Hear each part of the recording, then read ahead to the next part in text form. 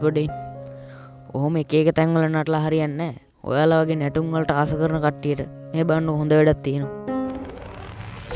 තාලාංජලි dancing ඇකඩමිය විසින් සංවිධානය කරනු ලබන එක් දින විශේෂ නර්තන වැඩමුළුවක් 2026 ජනවාරි 31 වෙනි දින කළුකැලේ පිහිටි තාලාංජලි ඩාන්සිං ස්ටුඩියෝ පරිසරයේදී තියෙනවා. ඉතින් මේක තියෙන උදෑසන 8 සිට සවස් 4 දක්වා.